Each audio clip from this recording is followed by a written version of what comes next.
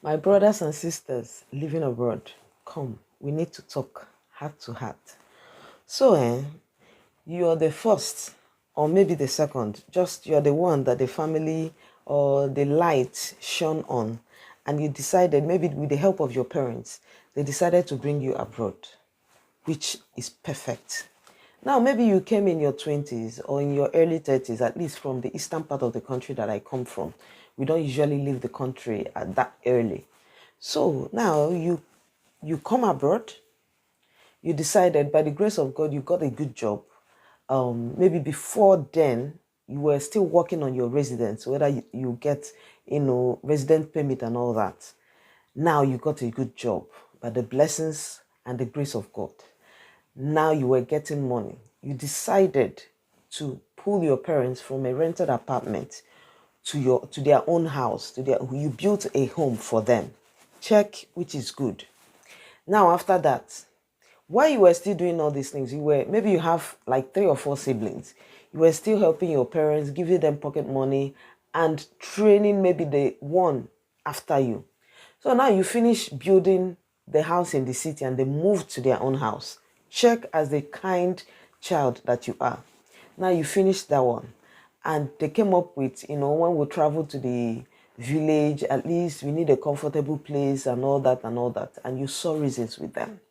Then you started working out. And by the grace of God, you got, an average bungalow for them that maybe when they travel to the village, they'll be comfortable. They can't be squeezing in the family house. Or maybe there's an occasion in your house, they can have a place to stay in the village. You built that one as the kind child that you are. Check. Now, while you're building this thing, your age is going. Remember, you came when you were in your maybe late 20s or early 30s, and the years are going, and you're abroad looking fresh, wearing jeans and t-shirts and your trainers, and you don't look like your age. So now, you decided to settle your immediate younger brother. Let me put it like that. You decided to settle your immediate younger brother. You trained him through school, and when he came out, luckily, he got a good job. Now that one check. You decided now to move to the second brother or your sister who is also in school. Now, this one the first one, like your immediate younger brother that has graduated, that got a good job. He didn't tell you, brother, let me help you with our younger brother or our younger sister or better still, brother, leave this one for me, face the other ones. He never did that. Rather, he came and told you, brother, there's something I want to discuss with you. My girlfriend is pregnant and I don't want to have my child outside wedlock. And so I want to get married. And you were angry. Why did you do that? Why did you do that? And at the end of the day, he called you back and told you, brother, please, I need your assistance. I worked up to 4 years. It's just 3 years. I need your little assistance so that, I can marry. As a good person that you are, you helped him with little assistance with his own. He now got married to his wife. And still, he didn't say, let me help you with the other ones. Now you started with the second one, your second sibling. Okay? Then that one now, within the period he was in the university, he got an admission to study abroad. He now called you, brother. And there's an option that came out. I got an admission to travel abroad, but there's an option I'm supposed to go with a family member. And I have a girlfriend I want to travel with, instead of going there and maybe trying to bring her over and all that, it will take time. Let me just go with her. At least I will relieve that burden for you, and you're still raising and going on and on until you're 45. You're going to your late 50s. And in all your giving, in all your raising, in everything you have done, maybe apart from your parents, none of your siblings have ever called you to tell you, brother, all these things you're doing for us, don't you think it's time for you to settle down and get a wife? Not one. And you're still spending on them.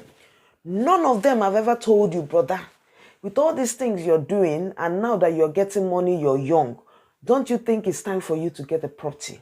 Not one. And you're still doing. Let me break this to you. You are not kind. You are not nice. you're just unwise. One of the best things that can happen to you is when God blesses you with good siblings, like your blood. Your sibling is somebody you can confide in. Siblings are people that the safest place you can be outside your family should be the house of your sibling. But the things we are seeing now, Omo, you just have to be careful. Siblings are supposed to have your interest at heart. I have seen people, sometimes they get married, they are helping their siblings and all that, and they don't have a child. And your sibling can never tell you, brother, don't you think it's time for you maybe to try alternative, measures like maybe IVF and all that so that you can have a child. Even when you bring it up, they will discourage you. You're not married, you're getting to your 40, 45, 46. None of them, because you're helping them, none of them would deem it fit to tell you, brother, it's time for you to get married. Instead, if they see any woman around you, they'll be prognosing, because as soon as you get married, that money that you give them, you will not be giving them again. Just be wise.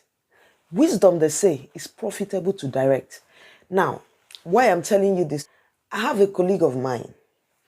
This man, not in my word, no, wait. This guy, I stopped seeing this man, not a guy. I stopped seeing him.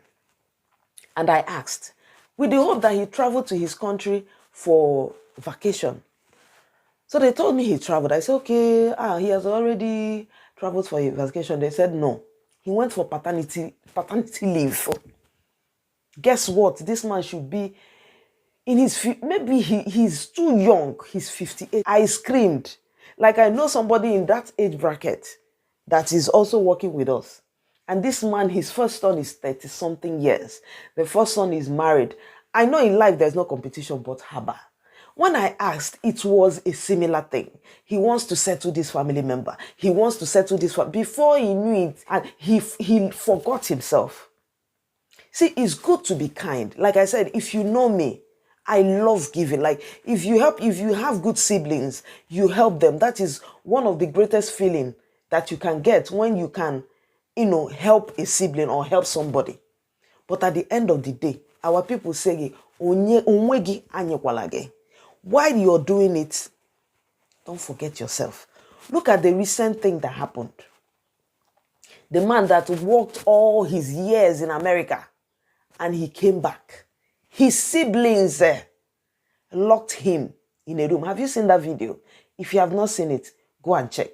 Let me advise you, my brothers. It's heartbreaking, to be honest, to know that the people you most care for are the people that are eating from you, like they are sapping from you, and they don't mean anything. You don't mean anything to them.